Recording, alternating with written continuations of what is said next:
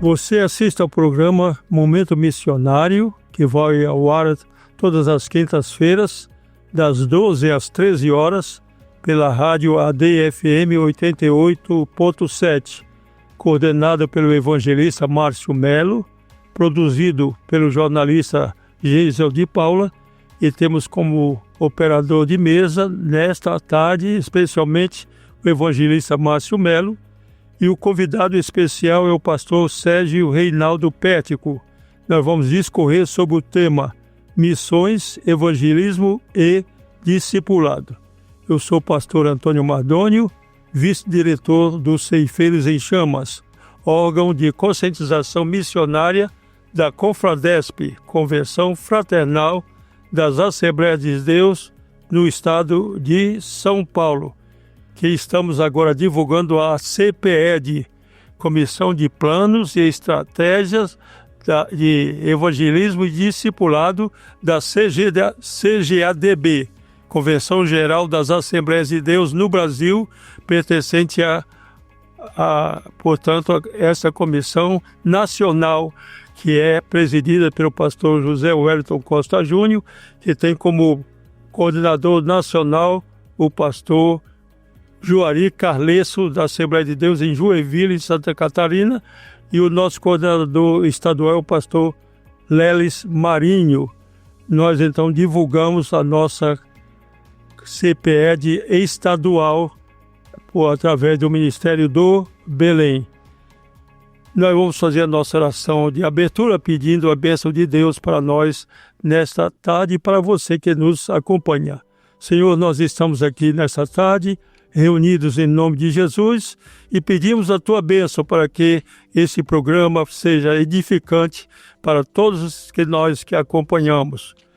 Esse programa é um oferecimento da Igreja Evangélica Assembleia de Deus, Ministério do Belém, presidida pelo pastor José Wellington Bezerra da Costa, que tem como presidente o pastor José Wellington Costa Júnior.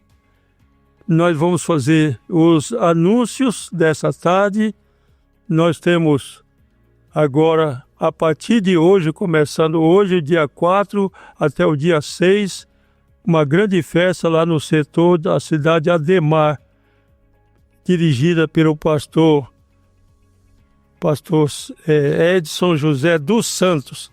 É um trabalho tradicional que ele faz por todos os setores por onde passa. A festa dos estados começa hoje, portanto, lá no setor. Já começou, portanto, iniciou agora ao meio-dia, dia 4 hoje, meio-dia, dá sequência amanhã às 19 horas e encerra sábado a partir das 19 horas. A festa dos estados. E no final do mês, dia 27 de junho, aqui na sede da nossa igreja, na rua Doutor Fono, número 140, o encontro regional da nossa mocidade. Esse congresso regional, portanto, o encontro regional, preparando-se para o grande congresso da nossa mocidade. E teremos no mês de julho, nos dias 10 a 12 de julho, lá na Assembleia de Deus, Ministério de Mauá, o grande trabalho, o Simpósio Regional de Missões.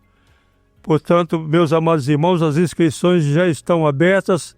É um trabalho patrocinado pela Sename, lá na Assembleia de Deus, Ministério de Mauá, na rua Manuel Pedro Júnior, número 670, na Via Bocaina, lá em Mauá. Nós vamos então agora ao nosso devocional. Vamos abrir as nossas Bíblias no Evangelho de Mateus, capítulo 28, versículos 19 e 20.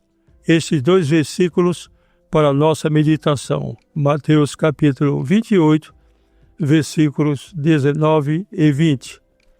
Portanto, ide, ensinai todas as nações, batizando-as em nome do Pai e do Filho e do Espírito Santo, ensinando-as a guardar todas as coisas que eu vos tenho mandado. E eis que estou convosco todos os dias até a consumação dos séculos. Amém. Meus irmãos, nós vemos, portanto, a ênfase que Jesus dá ao ensino. A proposta dele, portanto, quando determina que os seus apóstolos fossem às nações ensinar. Nós observamos aqui na mensagem de Jesus registrada por Mateus no capítulo 4, versículo 23. Mateus registra: e percorria Jesus toda a Galiléia, ensinando nas suas sinagogas e pregando o evangelho do reino e curando todas as enfermidades e moléstias entre o povo. Então a conclusão que nós chegamos que o ministério de Jesus, o tríplice ministério de Jesus, foi ensinar, pregar e curar. É o tríplice ministério de Jesus. Ele enfatizou, portanto, o ensino. Ensinava, pregava e curava. Portanto, nós vemos a ênfase que ele deu ao ensino. Jesus utilizou vários métodos de ensino, principalmente através das parábolas. Ensinou através das parábolas. Então, Mateus nos informa, portanto, que essa foi a ordem do seu ministério: ensinar, pregar e curar. Aí nós vemos ele repetindo essa mesma ordem em Mateus capítulo 9, versículo 35. 9 e 35, ele repete o mesmo versículo de 4 e 23. Mateus 9 e 35. E percorria Jesus todas as cidades e aldeias, ensinando nas sinagogas deles e pregando o evangelho do reino e curando todas as enfermidades e moléstias entre o povo. Então, a conclusão que nós chegamos: este é o ministério tríplice de Jesus. Ele ensinava, pregava e curava.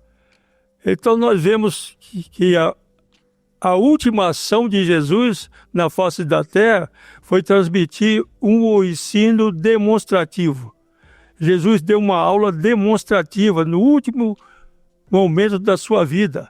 No capítulo 13 de João, está registrado que Jesus pegou uma toalha, ele se cingiu com uma toalha, encheu uma bacia de água e começou a lavar os pés dos apóstolos. Uma aula que ele deu, a última aula que ele deu, ensinando, uma aula demonstrativa. E ele terminou e disse: ó, vós me chamais de mestre e senhor, e dizeis bem, porque eu sou mestre e senhor. Se vós me chamais mestre e senhor, vós também deveis lavar os pés uns dos outros, porque Jesus estava dando o exemplo, Jesus estava dando uma aula de humildade. Vós deveis lavar os pés uns dos outros. A última aula que Jesus deu, uma aula demonstrativa. Meus amados irmãos, é o desejo de Jesus. O primeiro objetivo nosso da pregação é ensinar, é nós prepararmos, nós formarmos discípulos. É a proposta da nossa década que nós estamos vivendo. É a proposta da CPED, Comissão de Planos e Estratégias de Evangelismo e Discipulado. Ganharmos as almas para Jesus e prepará-las muito bem, ao ponto de torná-las até discipuladoras.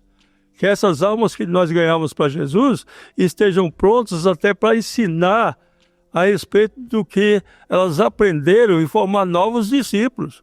Jesus quer que nós formemos novos discípulos. Nós vemos até na versão revista e atualizada. Portanto, ide e fazei discípulos de todas as nações. Está na outra versão. Fazei discípulos de todas as nações, batizando-os em nome do Pai, do Filho e do Espírito Santo, ensinando-os a guardar tudo o que eu vos tenho mandado. E eis que estou convosco todos os dias até a consumação dos séculos. Meus amados, coloquemos em prática o que Jesus deseja que façamos. Obrigado pela sua atenção.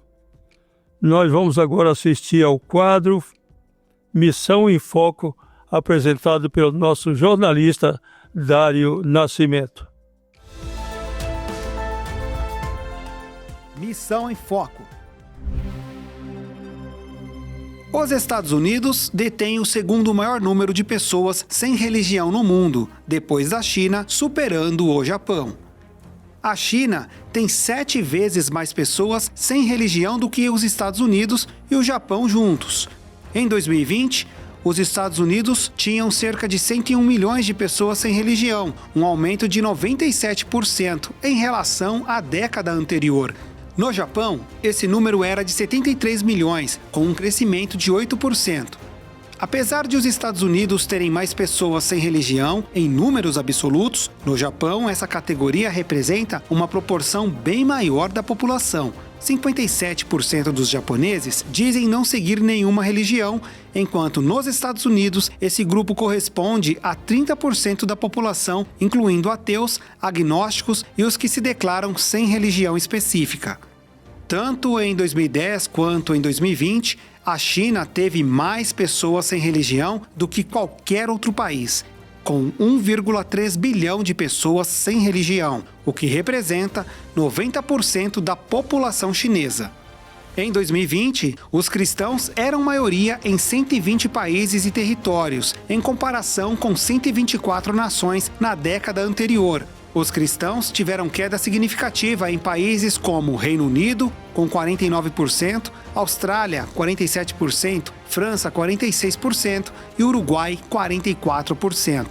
Em cada um desses lugares, pessoas sem religião representa agora 40% ou mais da população, e grupos religiosos menores, como muçulmanos, hindus, budistas, judeus e adeptos de outras religiões, todos juntos representam 11% ou menos. No mesmo período, pessoas sem religião se tornaram maioria na Holanda, Uruguai e Nova Zelândia, aumentando o número de lugares com maioria sem religião de 7 para 10. Esses países se juntaram à China, Coreia do Norte, República Tcheca, Hong Kong, Vietnã, Macau e Japão, que já tinham maioria sem religião em 2010. A Holanda, Nova Zelândia e Uruguai agora têm maioria sem filiação religiosa. Não houve alteração no número de locais onde a maioria da população é muçulmana, budista, judaica ou seguidora de outras religiões. Dário Nascimento para a Rádio ADFM 88.7.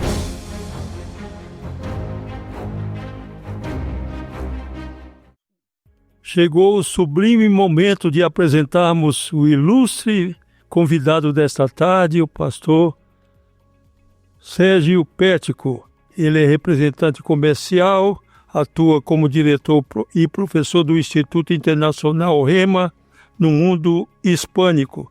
Durante muitos anos foi missionário no Paraguai e atua no momento o setor 56 da Assembleia de Deus, Ministério do Belém, em Perus. É casado com a irmã Kátia Cristine Dias Pético. Tem juntos 3 filhos, Felipe, Ruth e Abraão, 7 netos, Israel, Christian, Brian, Maddox, Melody, Liz, Ana, Bela e Maria Eduarda, e 2 bisnetas, Liz, Helena e Lívia. Pastor Sérgio, que prazer, meu amado, ter conosco nesta tarde. Bem-vindo em nome de Jesus. Amém. A paz do Senhor, pastores, amigos, a audiência que está aí hoje nos acompanhando nesta quinta-feira, que Deus em Cristo Jesus possa abençoá-los.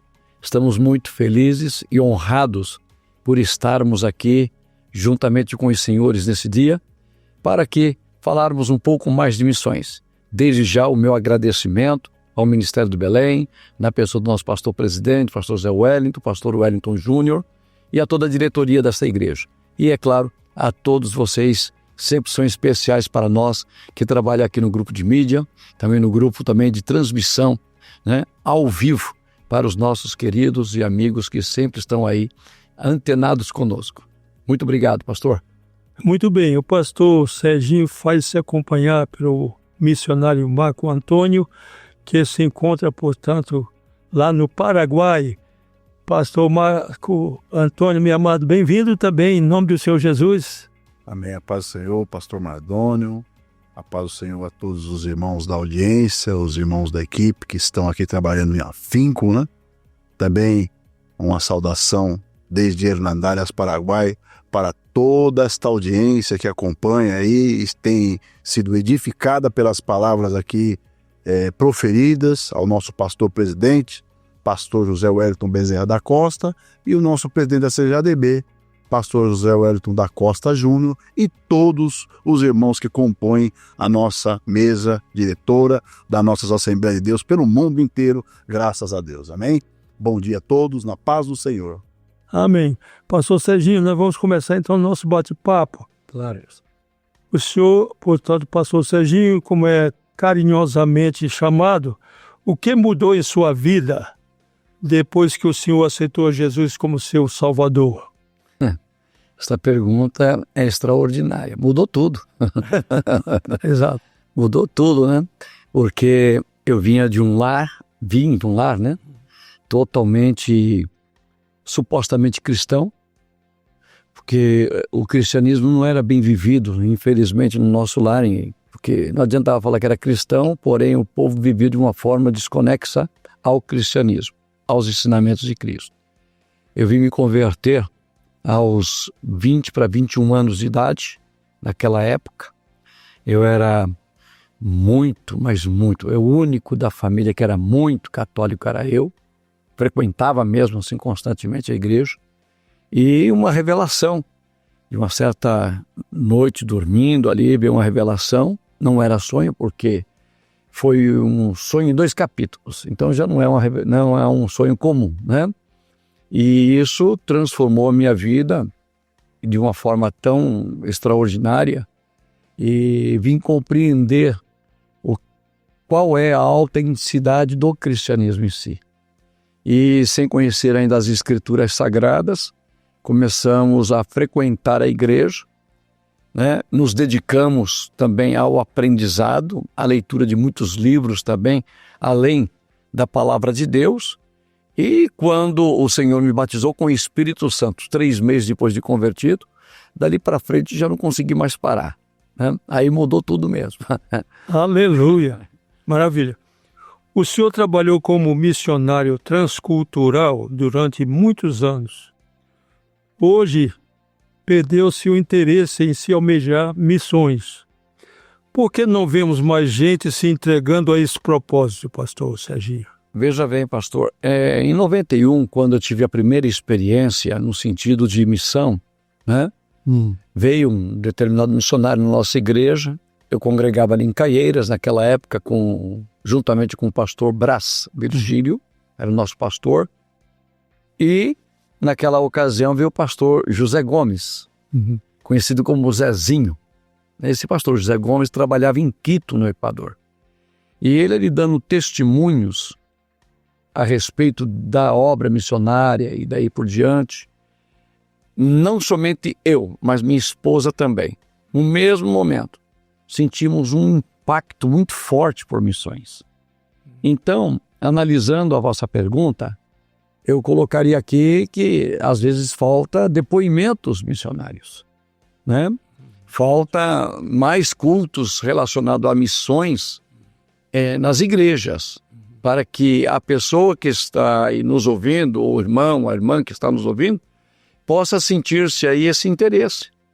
Porque veja bem uma coisa, a missão nós sabemos que quando a gente sai do nosso campo de missão, estamos indo para um campo de batalha, certo? Mas é no campo de batalha que Jesus, né, vai nos dar ali a vitória. Não é só guerra, não é só, né, problemas no campo. Não, muito pelo contrário, a gente está indo levar solução para os problemas. E é claro que aí o arqui-inimigo se levanta contra nós, tudo aquilo que se diz Deus, né, na verdade se levanta contra, e nós ali começamos a anunciar o Evangelho de Jesus Cristo. Tem muitos depoimentos, muitos testemunhos, né, na área de cura, na área de libertação, sabe? E esses testemunhos, eu acho que isso inspira e incentiva o povo a ter ou a querer chegar mais próximo do assunto missão. Hoje em dia, quando se fala, por exemplo, em congressos missionários, em conferências missionárias, penso eu, não sei se estou equivocado nesse meu pensamento, mas eu penso que deveria ser voltado então para as missões. se fala de uma conferência missionária, o culto missionário, né, o congresso missionário, mas traz pregador famoso que nunca teve nem sequer um envolvimento com missão. E aí praticamente parece que a pregação é muito boa, é claro, que é a palavra de Deus, mas aí falta aquele impacto relacionado a missões, porque a pessoa não tem aquelas experiências de missões. Se for perguntado que tipo de experiência tem no campo missionário, nenhuma. Aí parece que fica uma coisa vaga, né? Fica uma coisa muito assim no ar. Se nós vamos fazer trabalhos direcionados à missão, que tenhamos então pessoas envolvidas com a missão. Aí o testemunho ele tem muito mais força para atingir esse objetivo, que estas pessoas que nos ouvem tenham esse sentimento e esse impulso missionário. Entendeu? Exato. Eu penso dessa forma. Muito bem, exatamente, pastor. É o que está faltando na atualidade. O senhor foi convidado como missionário ao Paraguai. Como era o cenário religioso quando o senhor chegou lá ao Paraguai? O cenário religioso, na verdade, pastor, lá tem mudado um pouco para a atualidade. Porque o cristianismo, ele é ascendente. Sempre vai crescer, né, o cristianismo. Por que eu digo isso? Na época que nós ali estávamos, a situação não era muito boa. Porque o catolicismo, é claro, sempre imperou no Paraguai em virtude da própria colonização espanhola, que trouxeram, né, a religião para o Paraguai. O Paraguai tem histórias de pessoas que foram lá na época para querer entrar com o cristianismo, né? E o cristianismo, eu digo isso no sentido evangélico, missionários que foram mortos, que foram perseguidos, né? Como no Brasil também houve esse problema também de perseguição cruenta contra os missionários. E acontece que na época, além de termos ali 95% da população naquela época se declaravam católicos, e a maioria deles também existe ali a pagelância, né? Ou a pagiceria, que eles acreditam também em curas por intermédios de curandeiros, né? São muito místicos em relação a isso. Até hoje predomina, tá? O catolicismo predomina, o cristianismo, como eu disse aqui, está sempre em ascensão, está em fase crescente, porém, eu não digo que está acompanhando aí o nascimento de novos paraguaios, né? Em termos demográficos. Porém, pastor, eu tenho um testemunho para contar, porque onde eu formei ali a igreja, onde o Marcos hoje é o pastor, Marco Antônio é o pastor ali, nós tínhamos ali um homem que era curandeiro, na mesma rua da igreja, a questão de não alcançava 60 metros de distância ali do terreno da igreja. E aquele homem, quando nós, em construção da igreja do templo, ele dizia, aí vai ser uma igreja de crente, dizia ele, para os seus adeptos aí. Ou a igreja, ou nós, porque os dois não vão poder ficar na mesma rua. E é claro que ele entrou com alguns trabalhos dele lá, mas a verdade é que a igreja está lá. E ele não está mais lá no local. Então, quando entra a luz, a treva tem que sair. Essa é uma coisa automática, que não existe comunhão entre treva e luz. Então, o que nós vemos aí é a ascensão do crescimento do povo evangélico no Paraguai. A nossa igreja, por exemplo, a Assembleia de Deus Paraguaia, na minha época tinha como se fossem umas 70, 80 igrejas, né? Isso espalhado em todo o território paraguai. E hoje não, hoje está beirando já 130 para 140 igrejas, né? E significa o quê? Que houve o quê? Um crescimento, né? Um crescimento. Mas os desafios são muito grandes, porque o evangélico que chega ali para querer fazer missão, se não tiver fé e não tiver vontade de ganhar almas para o Senhor Jesus, então é melhor nem começar. Porque a Igreja Católica, até o dia de hoje lá, eles evangelizam os seus católicos. O padre vai para a rua para evangelizar. Ele visita as casas. E se nós não fizermos um trabalho minucioso nesta área, de estar acompanhando o desenvolvimento desses crentes que se convertem em nossas igrejas, a probabilidade é perdê-los com o tempo. Entendeu? É perdê-los com o tempo. Então, Marco Antônio está lá hoje, trabalhando, né? E ele está acompanhando a vida cristã dos irmãos que ele tem ali ao seu redor, trabalhando com ele. Se ele não der essa assistência, lamentavelmente outro entra e dá assistência no nosso lugar. Isso é fato. Muito bem. Agora, o que é mais difícil na adaptação em outro país que o senhor foi para o Paraguai? A língua, o clima, a cultura ou a saudade? Olha, tudo, viu? O clima, porque o Paraguai é quente para a barbaridade, viu? Eu tinha que dormir em cima da laje nas noites de calor, porque ali o calor é tremendo, né? Tremendo, tremendo. Relação saudade, isso é natural, né, pastor? A gente sai do nosso convívio familiar, sai da nossa zona de conforto e de repente estamos num campo missionário, né, onde poucas pessoas nós conhecemos. Então acaba dificultando muito, né? Acaba dificultando, e esse sentimento de saudade é natural, né? Para quem realmente ama a família. Isso é muito natural para quem ama o seu povo. Porém, também, é claro, a parte cultural, né, deles é uma cultura distinta da nossa, embora é um país próximo, mas a cultura é muito distinta da nossa cultura. E existe um livro lá, pastor Mardônio, chamado Paragualogia. Esse livro dá todas as dicas para quem está indo de um país, né, se destinando para o Paraguai para aprender um pouco sobre a cultura paraguaia. Às vezes nós perdemos porque não conhecemos. Isso não é bom. Eu ouvi um certo pregador uma vez dizendo que é muito bom a gente aprender com os erros dos outros. Mas você vê um erro numa pessoa e querer cometer o mesmo erro é terrível. E o nosso pastor presidente, quando eu fui para a missão, ele me orientou da seguinte forma: rapaz, você é brasileiro, mas não leva o Brasil nas costas, não. Brasil é outro padrão. Lá os padrões são diferentes. Graças a Deus que o nosso pastor tem essa consciência. Que o mundo transcultural, ele é diferente. Muito diferente, né? E eu cheguei ali para somar com eles. Então lá, quando falavam pastor Serginho, eles já até me chamavam de paraguaio. Porque eu me adaptei a eles.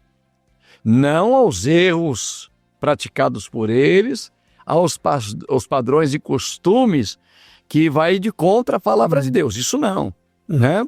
Pecado é pecado. Cultura é cultura. Então tudo que é cultural é bom a gente entender. E tudo que é pecado, a própria Bíblia já aponta, né? Para nós aí nos distanciarmos do mundo pecaminoso. Porém, culturalmente, adaptar-se a eles. É a mesma coisa do que eu chegar lá na casa do Geiso, por exemplo, né? Entro na casa do Geiso e ele me convida para tomar um café. Chego na casa do Geiso e falo: ô Geiso, essa televisão está numa posição ruim, né? Ou o seu sofá está no lugar errado. Eu não tenho que mandar. Eu tenho que chegar lá, sentar, ver a televisão que ele vê, ou tomar um café com ele como ele toma, e acabou. Sem atingir aquilo que é a casa deles. E eu, ao entrar na casa paraguaia, no país Paraguai, eu tenho que procurar me adequar e aprender com eles a maneira deles no sentido cultural. Entendeu? Agora, sofre? É claro que a gente sofre. É um baque? É um baque. Não tem dúvida nenhuma. Ainda mais os outros problemas, né, que vem surgindo aí com o passar dos dias. Quando você se envolve na missão, você começa a enfrentar outros tipos de adversidades, outros tipos de lutas, né? Outros problemas surgem e você tem que ter linha, né? A cintura flexível para poder atender a todos sem desagradá-los, sem chateá-los. É claro, dentro do sentido cultural, né? Mas os baques são fortes, pastor. O impacto é forte. Muito bem. Nós temos então o prazer de ter conosco também o pastor Marco Antônio, está na cidade de Hernandária. E queremos fazer uma pergunta para o senhor generaliza, portanto, uma resposta para nós, que estamos curiosos O senhor está recém lá chegado. O senhor contar para nós em síntese como tem sido esse trabalho lá, esse desafio também como missionário no Paraguai, por gentileza. Amém. Bem, na verdade, assim, estamos recentes porque vamos completar agora, junto com a família, 3 anos ali na cidade de Hernandárias, Paraguai, né? Como o pastor Serginho, muito melhor que eu, pode afirmar aqui, o choque ele é um fato. Porque a ponte da Amizade, onde eu estou próximo à fronteira, ali 15 quilômetros, né? Então, a cidade de Hernandárias é bem perto do Paraná, de Foz do Iguaçu. Só que você atravessa aquela ponte a pé, caminhando, dá uns 10 a 15 minutos de caminhada, né, pastor Serginho? E quando você atravessa para o outro lado, você vê que realmente você está em outro lugar. É outro país, é outra cultura, as placas, elas mudam, né? Já se transformam em espanhol, tudo que está escrito, as informações vão estar em espanhol. Ou Guarani. Ou Guarani na entrada, né? Que é um idioma que nós temos aqui no Brasil, mas ele não é utilizado, né? É só pela população indígena mesmo. Lá não, eles são fluentes no Guarani, né? O policial, quando não quer que o abordado saiba o que ele está falando, ele fala em Guarani com o companheiro ali. E agora, depois de 3 anos ali, que nós estamos já conhecendo mais do idioma, da cultura, da comida. E é um desafio. Quando você atravessa uma ponte, quando você atravessa um rio, você vai perceber que está outra população ali naquele lugar e você vai ter que tratar com eles da maneira que eles entendam, né? Porque nós temos o idioma, que é uma barreira fática, porque para as pessoas se comunicarem, elas precisam entender, né? Ou sinais, ou gestos, ou palavras, elas precisam se entender. E o idioma é a principal ferramenta. Claro que há outras ferramentas para se comunicar, mas a comunicação básica do ser humano é a fala. E quando um fala um idioma, o outro fala um idioma que não se compreende, é impossível fazer aquela transmissão de conhecimento ou a interação. Então o idioma é uma barreira pesada e nós, no começo, tivemos um choque, porque, na verdade, eu não era conhecedor do espanhol quando fui. Tive muita ajuda, o pastor Serginho sempre me orientando, ele acompanhava o nosso trabalho ali, o que a gente gravava, alguma coisa, olha, seu espanhol está ruim, você precisa melhorar muito. Eu calculo que ainda está ruim, mas já melhorou bastante, né, desde quando nós ali chegamos, né? E o que o pastor Serginho falou é uma realidade. Nós precisamos atravessar esta fronteira e levar a Jesus, o Jesus que o pastor Mardoni aqui no devocional de São Mateus falou, né? Ensinando as nações, e levar esse Jesus onde eles conhecem Jesus, mas não o Jesus que nós conhecemos. A população católica ali, ela é ferrenha, eles atacam a gente. Recentemente começamos um trabalho nas redes sociais do YouTube, não é muito fácil manejar, então a equipe está aqui de parabéns, que estamos manejando muito bem aqui, né? A nossa rádio AD Belém, a TV AD Belém pelo YouTube, não é fácil trabalhar com isso, hoje eu tenho percebido, eles atacam nas mensagens e tudo, e vamos evangelizar as casas, porque ali o missionário no Paraguai, o paraguaio ele vai muito mais pela amizade do que pelo conhecimento teológico. Você pode ter o conhecimento teológico que você tiver. Se você não conseguir entrar dentro do coração dele, você não leva Jesus até ele, você não consegue passar nada. Ele cria uma barreira, né? Entre o que passa por aquele que recebe. Então, o catolicismo ele faz isso lá. Nós visitamos agora recentemente uma senhora, professora, ensinou muitas pessoas, uma pessoa inteligentíssima, praticante do catolicismo, praticante real do catolicismo. E ela está num quadro de enfermidade muito grave. E fomos ali convidados por uma senhora evangelista da época do pastor Serginho ainda, a irmã Benita, né? Nossa irmã Benita. Me convidou para ir até lá e fomos até a casa daquela senhora, nos recebeu e começamos ali a ministrar e tudo. E ela recebeu a palavra bem no coração dela, né? E na hora de nós ministrarmos a oração, ela faz a pergunta: pastor, eu vou poder seguir as duas religiões? Eu falei: irmã, eu vim trazer para a senhora Jesus, não uma religião. Então eu vou ministrar a oração e eu creio que o nosso Jesus Cristo, aquele que nós estamos falando, ele pode fazer a obra na vida da senhora. Mas sabe por quê, pastor? Porque eu recebo sempre a comunhão do padre. O padre, ele faz visita na casa dela, vai levar a hóstia, a comunhão, vai rezar o terço, o rosário, ele participa da vida dela. Então, quando a pessoa se intitula católica lá no Paraguai, ela é o católico do Brasil dos anos 70. Ele pratica o catolicismo, dizimista e tudo. Então, temos que levar o Jesus sem barreiras. E eu falei para ela: não há problema. Ele pode continuar ministrando. A casa é da senhora. Eu quero orar. Oramos por ela e recebeu a palavra e tem assim recebido na casa dela, que é difícil. Pastor Serginho, quando eu fui para lá, ele disse: olha, quando você chegar para evangelizar, o paraguaio, ele é assim: se ele te receber na porta, é porque ele não quer que você entre. Não entre. Ele me deu essa advertência. É bom quando alguém passou pelo caminho, né? E nos dá a caminhada. Ele falou: não entre, porque se ele te recebeu na porta, é porque ele não quer que você entre.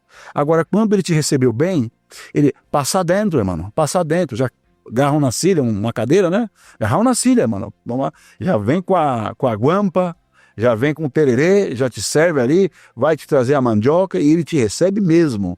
Com a simplicidade que ele tem. Ele vai te receber, aí sim você está sendo recebido por ele. Agora, se ele não lhe chamar, não entre. Ele me deu essa advertência. Cultura local. Então, temos que alcançar essas pessoas. Então, barreiras, choque, né? Então, nesses 3 anos eu tenho ali, na verdade, eu vou dizer que ainda estou me adaptando. Né? Me adaptando, porque a gente vivia aqui em São Paulo. Aqui em São Paulo nós temos tudo. Tudo temos em São Paulo. São Paulo, ao toque de um celular, você toca no aplicativo, está ali um carro de aplicativo, te busca na porta, te leva para qualquer destino. Você quer comer um lanche, você chama, ele chega na tua porta. Não tem essas coisas ali.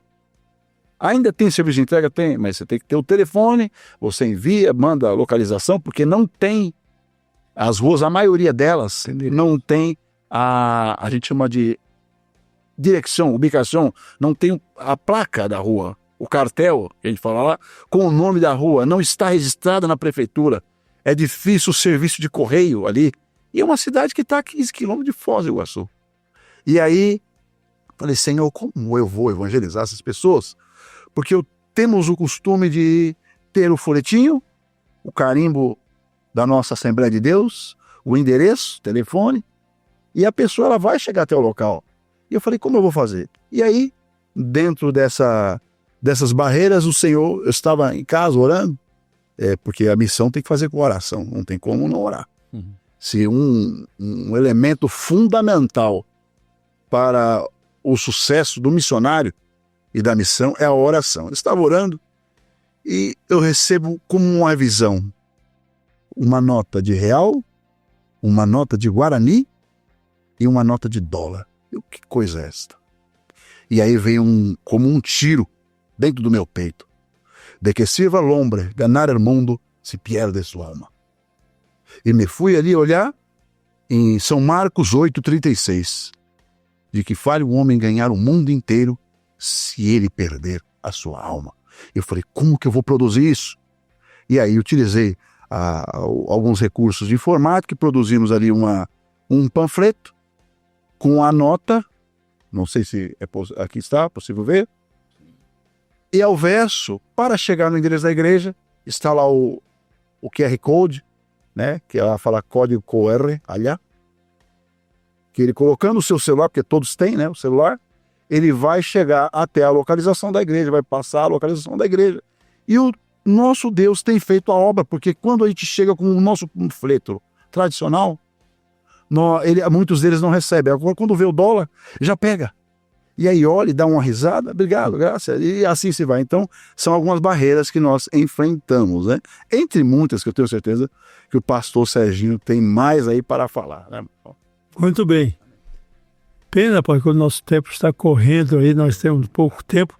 Mas, pastor, o senhor está há quase 2 anos lá no setor em Perus. Quais são os trabalhos regulares de evangelismo desenvolvidos lá, por gentileza?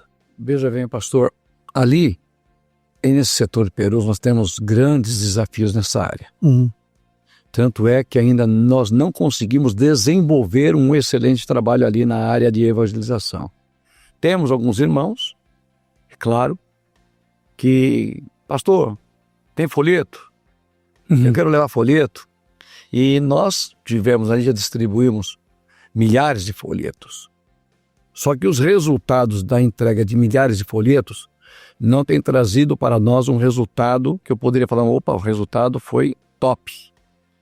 Agora, esse novo trabalho que o próprio Cláudio Pereira, que é meu amigo de quase 40 anos, Claudinho, sim, denominado e conhecido, ele agora, eu falei com ele, inclusive essa semana, visto a necessidade de nós fazermos um trabalho mais minucioso nesta área. E eu falei com ele, não sexta-feira agora, na outra sexta-feira, ele vai começar um trabalho ali, não somente de evangelização de casa em casa. Eu levei muitos materiais, já por muitas vezes já levamos materiais, já entregamos materiais. Nós estamos carimbando agora aqueles livretinhos lindos, né, que recebemos aí do Belém, e queremos fazer esse trabalho agora de forma minuciosa e envolver o setor. Por quê? As congregações, nós temos visto que os irmãos também fazem o trabalho, mas a gente não vê a eficácia do trabalho. Eu tenho dito aos nossos dirigentes, falei, gente, nós precisamos trabalhar com pessoas novas também. Não é só receber pessoas que vêm de outros setores, ou que vêm de outras cidades, né? Ou de outros ministérios.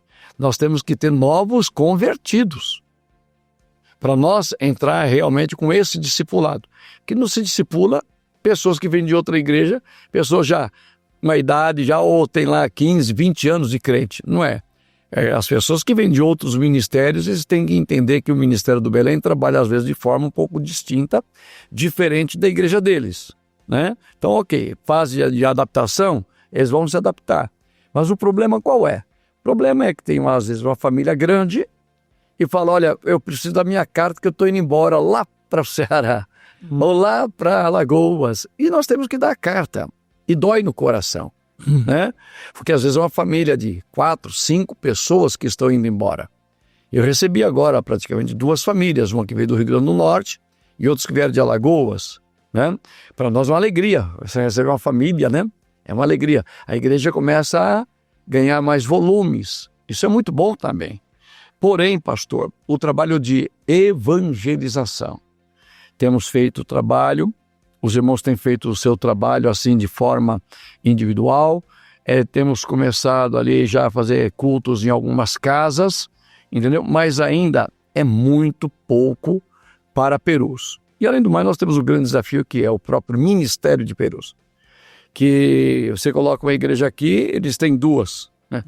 Você coloca, sabe, se colocar uma igreja numa determinada rua e eles veem que ali a gente vai prosperar, eles vão lá e colocam uma também. Uma coisa impressionante, entendeu? Então, a gente está como se fosse ali comprimido. O setor de Perus é um setor muito complexo nesta área também, entendeu? O trabalho está sendo feito, embora não está a nível do que se deveria realmente estar sendo feito.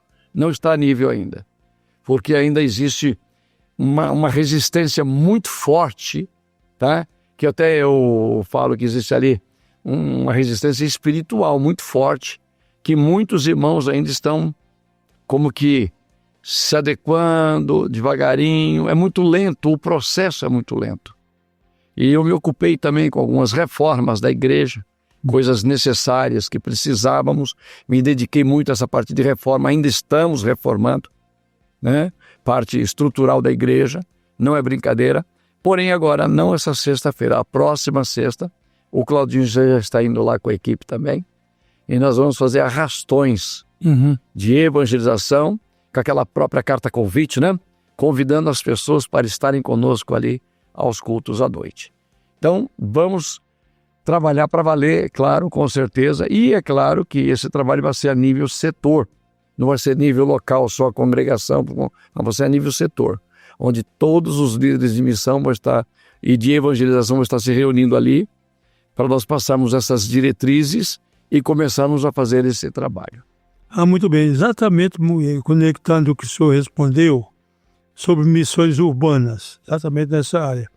O senhor também tem experiência como pastor setorial em 3 regiões da Grande São Paulo. De que forma um líder pode fazer da Secretaria de Missões do setor um trabalho relevante? O senhor pode conectar, portanto, dessa resposta que o senhor deu? Sim. Primeiro é dar liberdade, né? O secretário de missão fazer o trabalho. Porque como é que eu vou falar? Não, dou a liberdade para que o meu secretário, como o Marco já foi meu secretário também, eu dei liberdade para ele trabalhar lá em Javaquara. E o Marco, como secretário, ele foi um secretário meio a meio. Não foi aquele secretário assim, por causa da timidez de chegar nas pessoas. Porque o secretário, ele tem que ter liberdade para poder chegar em cada membro da igreja e conversar com eles, da necessidade de missões. Agora, como é que também esse membro vai entender as necessidades de missões se ele não vê nenhum tipo de trabalho sendo divulgado? Entendeu? Se nós não temos, às vezes, uma pessoa para a gente abençoar lá no campo de missão e ele enviar relatórios. O que falta hoje, pastor, na verdade, são relatórios contundentes, relatórios, sabe, apresentáveis de missões. Se eu trago um relatório bom de missão, de missionário que estão trabalhando no campo e daí por diante, opa, a igreja vai saber. E aí o Marco vai ter o quê? A liberdade e a ousadia de chegar nesse irmão e conversar com esse irmão relacionado à carência ou à necessidade daquele campo. Então ele vai ter liberdade de trabalhar com eles. Depois, até veio aqui já o irmão Luciano, já esteve comigo aqui, no outro programa com o senhor, inclusive, né? Que ele já é esse camarada articulador, muito bom para chegar e conversar e dialogar e trazer para as pessoas realmente o que é que está acontecendo lá fora. O povo não somente contribui, mas o povo agora tem uma razão, um motivo maior de orar, de interceder por aquele campo de missões. Eu agora, por exemplo, semana passada, dia 23, eu saí de lá, 24 cheguei. 24 eu vim lá do Equador. E trouxe para os irmãos as necessidades especialmente de um irmão, que foi o irmão que me abriu todas as portas, não somente para o Equador, em toda a América Latina. Hoje eu tenho as portas abertas, porque esse irmão, ele é como se fosse ali a ponte para que muitas pessoas são ligadas um ao outro, vai?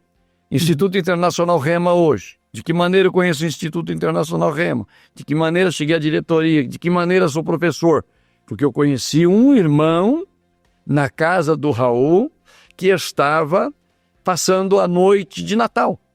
E ali nós nos conhecemos. Ministrei naquela noite para a família e acabei conhecendo esse irmão. Esse irmão é o diretor internacional, né, do Instituto Internacional Rema. Agora, nessa minha viagem, conheci o diretor de Guayaquil, entendeu? Que trabalha na região de Guayaquil com o Instituto Internacional Rema.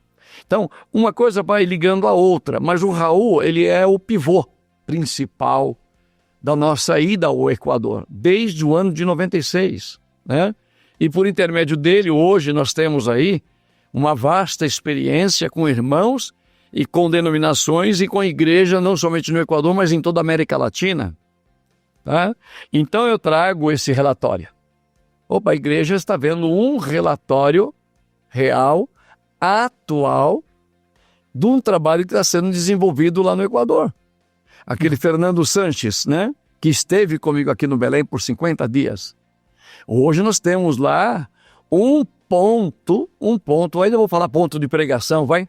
Né? Vou falar igreja ainda, mas nós temos um ponto de pregação hoje que tem 20 pessoas congregando já com o Fernando. Aleluia. E está lá, Assembleia de Deus, Ministério do Belém. O senhor está entendendo? Está lá. O grupo seria o Ministério Oásis, né? Oásis de Fé e Esperança. Está lá, Assembleia de Deus, Ministério do Belém.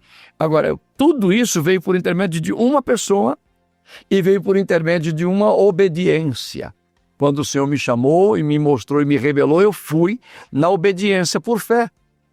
E hoje, o que nós temos lá? Meu Deus, acabei de trazer um relatório agora, até abracei o pastor Wellington Júnior, a respeito, né, das vidas que estão nas salvas pelo trabalho que o pastor Josué Pereira da Silva realizou na década de 70 e 80 no Equador. Tem 33 mil membros a igreja hoje lá, da Assembleia de Deus Equatoriana. Um trabalho que começou por onde? Pelo Belém, aqui por São Paulo, né? Tem 33 mil membros hoje. São mais quase 300 ministros que tem a Assembleia de Deus Equatoriana. Então, pastor, é isso. É trazer, motivar o povo com informações e dar liberdade a um secretário que trabalhe também buscando informações. Não impedi-lo, por exemplo, ele quer entrar em contato com um missionário que está lá na África. Deixa ele ligar, deixa ele falar com o missionário, deixa ele saber qual é a situação real desse missionário naquele importante trabalho, nessa relevância de trabalho que ele está fazendo lá na África.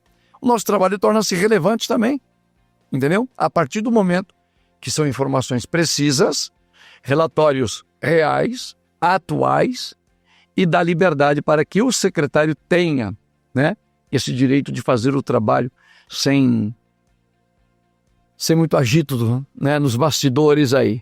Porque quando infelizmente, me desculpe, começa a trabalhar bem, parece que aparece sempre aí um abençoado aí que não quer que o trabalho caminhe tão bem, né? E é muito importante, se vamos falar de missão, tem que deixar correr o trabalho de missão, com liberdade, e é claro, nunca faltar também o aporte, não somente o aporte da oração, né?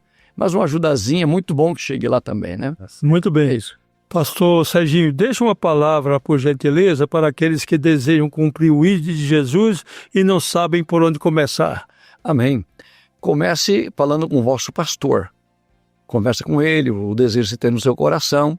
Tenha fé. Procura fazer cursos de aprimoramento na área de missiologia. E também, é claro, se você tem um pensamento com algum país, procura também aprender o idioma. Isso é muito importante. Muito bem, nós vamos assistir ao quadro Jornada de Fé, apresentado pelo pastor Caramuru Afonso Francisco.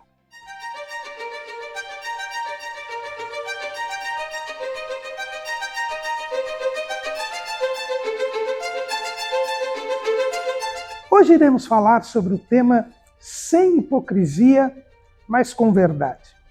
O Senhor Jesus nos fala a respeito da hipocrisia no Sermão do Monte, aquele sermão didático, aquele sermão em que ele nos ensina a sermos seus discípulos. Jesus fala a respeito da hipocrisia em 3 situações que eram muito comuns no seu tempo. Os religiosos, principalmente os fariseus, gostavam de mostrar a sua religiosidade em 3 atitudes: na esmola, no jejum e na oração. Jesus diz lá em Mateus capítulo 6, guardai-vos de fazer a vossa esmola diante dos homens, para serdes vistos por eles. Aliás, não tereis galardão junto de vosso Pai que está nos céus. Quando, pois, deres esmola, não faças tocar trombeta diante de ti, como fazem os hipócritas nas sinagogas e nas ruas, para serem glorificados pelos homens. Em verdade vos digo que já receberam o seu galardão. Mas quando tu deres esmola, não saiba a tua mão esquerda o que faz a tua direita, para que a tua esmola seja dada ocultamente, e teu Pai que vem em secreto te recompensará publicamente. E quando orares, não seja como os hipócritas, pois se comprazem em orar em pé nas sinagogas e às esquinas das ruas, para serem vistos pelos homens. Em verdade vos digo que já receberam o seu galardão. Mas quando tu orares, entra no teu aposento e, fechando a tua porta, ora teu Pai que vê o que está oculto, e teu Pai que vê o que está oculto te recompensará. E quando jejuares, diz Jesus, não façais como contristados como os hipócritas, porque desfiguram o rosto, para que aos homens pareça que jejuam. Em verdade vos digo que já receberam o seu galardão. Porém tu, quando jejuares, unge a cabeça e lava o rosto. Jesus detesta a hipocrisia. O seu discurso mais duro foi contra os hipócritas. Lá em Mateus capítulo 23, Jesus diz: observai, pois, e praticai tudo o que vos disserem, mas não procedais em conformidade com as suas obras, porque dizem e não praticam. Não podemos ser hipócritas. A palavra hipócrita em grego quer dizer máscara. O hipokrités era o ator. E nas peças teatrais na Grécia, o ator colocava uma máscara na frente para atuar, para dizer que não era ele, mas a personagem que estava atuando. Na nossa vida espiritual, nós não podemos ser personagens, não podemos fingir ser o que não somos, não podemos querer ser julgados pela aparência. Não, nós temos que fazer tudo de coração e de verdade. Então, quando orar, ore em oculto. Não precisa as pessoas saberem que você está orando. Não precisa orar alto, como acontece em alguns lugares. A pessoa quer que todos saibam que ele está orando, que ele é um homem ou uma mulher de oração. Isto é hipocrisia. Quando você estiver jejuando, não fique quase caindo pelo caminho para dizer que está passando fome. Não mostre a ninguém que você está jejuando. E quando você for dar uma esmola, não toque trombeta, não diga: oh, estou ajudando fulano, olha, fulano necessita. Não, faça isso em oculto. Não saiba que uma mão, a direita, faz o que a esquerda está fazendo. Seja sincero, faça as coisas para Deus. Viva verdadeiramente uma vida com Deus e não aparente uma falsa santidade, que as pessoas costumam dizer santarronice. Eu sou o pastor Caramuru Afonso Francisco e este é o quadro Jornada de Fé.